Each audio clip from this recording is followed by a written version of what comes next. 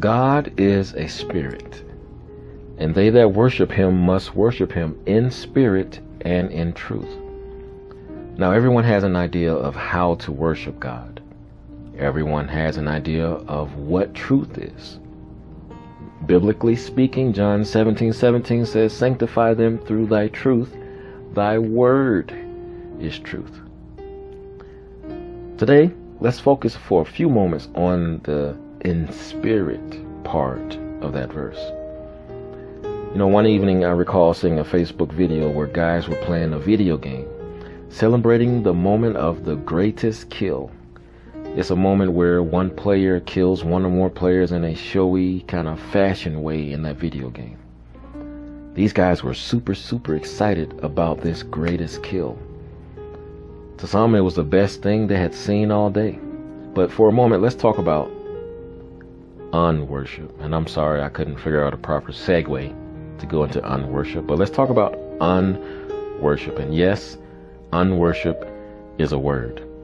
Unworship means to deprive of worship or do honor to dishonor. For example, God's law says, "Thou shalt not murder." To not murder is worshiping God, is giving God honor, respecting his law. On the flip side, to murder someone is unworship, is dishonoring God, is not respecting his law. John 4:24 again says, "They that worship him must worship him in spirit and in truth." You see, the guys celebrating the moment of the greatest kill, they did not kill anyone, literally, aka in real life, but in spirit, in their hearts, the heart pumping, boom, boom, boom, boom. The senses are stimulated. The mind is in a fight or flight mode and they're fighting.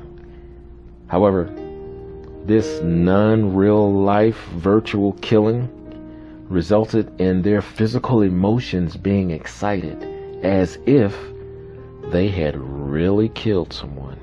In spirit, they were unworshiping God. In spirit, they were murderers. It's another example. God's seventh commandment says, "Thou shalt not commit adultery."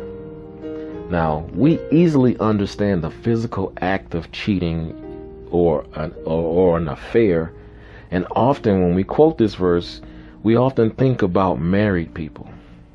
"Thou shalt not commit adultery." But Jesus corrects this false ideal by showing us the difference between the letter of the law and the spirit of the law in Matthew chapter 5, verses 27 and 28. Verse 27 says, "Ye have heard that it was said by them of old time, Thou shalt not commit adultery." Now, pay attention to this, because Christ is about to show us how to take the letter of the law and apply the in spirit application. Again, verse 27. "Ye have heard that it was said by them of old time, Thou shalt not commit adultery." Verse 28. "But I say unto you, that whosoever looketh on a woman to lust after her hath committed adultery with her already in his heart." Through this verse, Christ has made it clear that adultery isn't just applied to the physical act of cheating among married people. But even if you are single, the man that looks on a woman to lust after her has committed adultery with her already in his heart. In spirit, that man is an adulterer. Now, it would do many good to keep that in mind as they peruse the pages of their favorite social media websites. Many of you know what I'm talking about, because there are more than plenty thirst traps to fall into out there. Keep that in mind. Be careful. John 4:24. "They that worship the Lord must worship him in spirit and in truth." Now, I mentioned the video games before, but when it comes to unworshiping God in spiritly, we all do it through movies, television shows, music, books we read, whatever it is.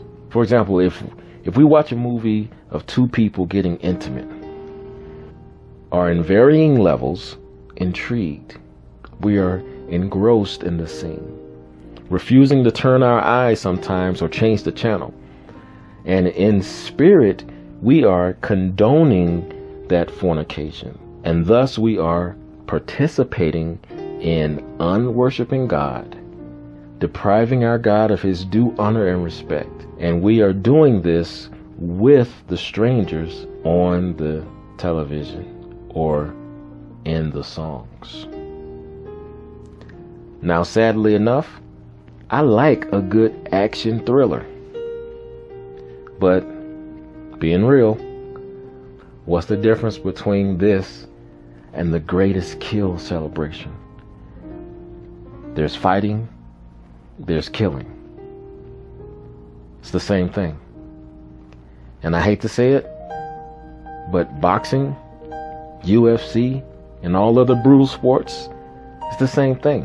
Whatever it is, if you remove the physical, literal act, but keep the thoughts, the emotional responses, the feelings that make your heart race, that makes your body react and jerk with horror or excitement, whatever it is, even though you are not doing the literal physical act, you are doing that act in spirit. Now, looking at in spirit in this manner, in this light, hey, it may seem like a drag, and you may feel like, man, we can't have any fun.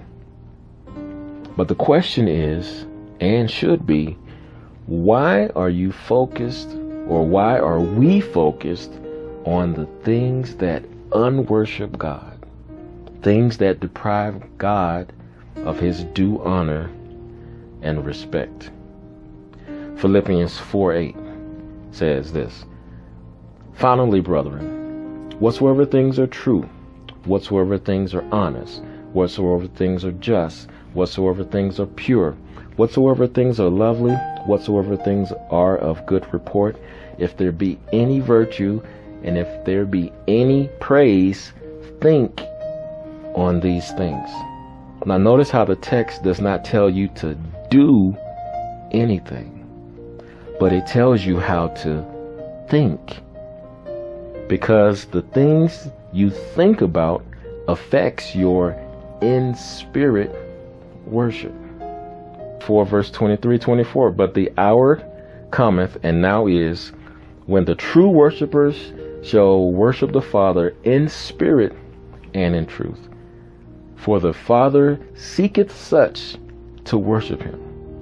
And the New Living Translation says this: the Father is looking for those who will worship him that way. God is a spirit, and they that worship him must worship him in spirit and in truth. Ask God to help you focus on the things that worship him, even if you don't want to let them go. Tell God you don't want to let them go. No, like really, literally. I mean, tell God you don't want to let them go. If you love those things, tell God that you love those things. Be honest with God. Even if you think it's something God doesn't want to hear, tell God anyway. The sooner we talk to him, the sooner he will help us. And God wants to help us, and he's waiting for us to ask him for help. So will you pray with me today? Lord, help me to worship you in spirit and in truth.